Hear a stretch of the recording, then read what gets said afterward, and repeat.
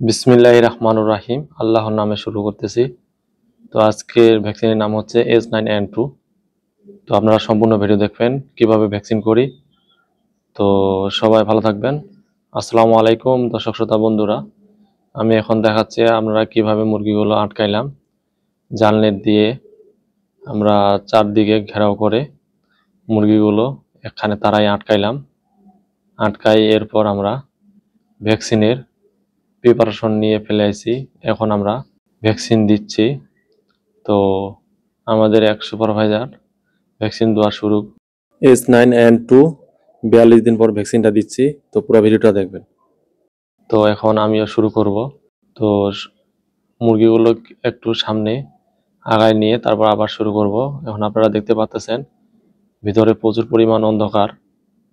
তো আমরা দুইটা বাতি আমরা কভারগুলো আপনারা দেখতেছেন যে কভার লাগাইছি আমরা মুলাটের যে কভার, যেন বাতিটা কম হয়, 0 লাক্স থাকা লাগে, এই জন্য আমরা কভার দিয়েছি। তো কভার দুইটা থেকে তিনটা কভার আমরা ছুটাই নিয়েছি মুরগিগুলো যেন তার আবার সুবিধা হয় এবং আমরা যেন ঠিকমতো দেখতে পারি, ঠিকভাবে ভ্যাকসিন দিতে পারি। কারণ এইগুলো ভ্যাকসিন আপনারা হয়তো কেউ জানেন অথবা নাও জানতে পারেন।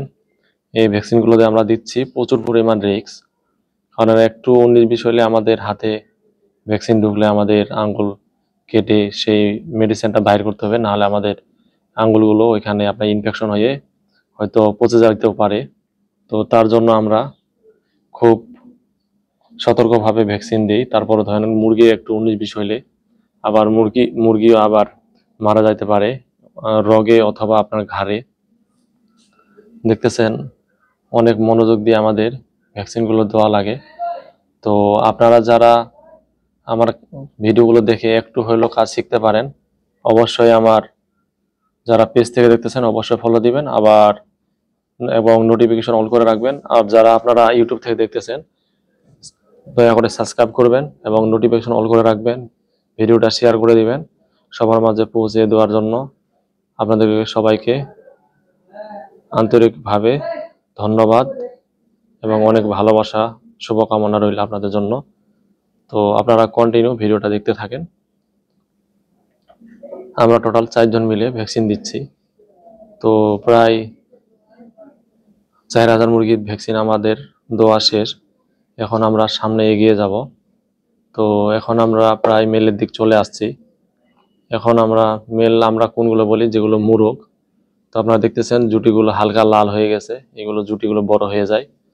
আর যেগুলো মুরগি ওইগুলো জুটিগুলো একটু ছোট হয়ে থাকে।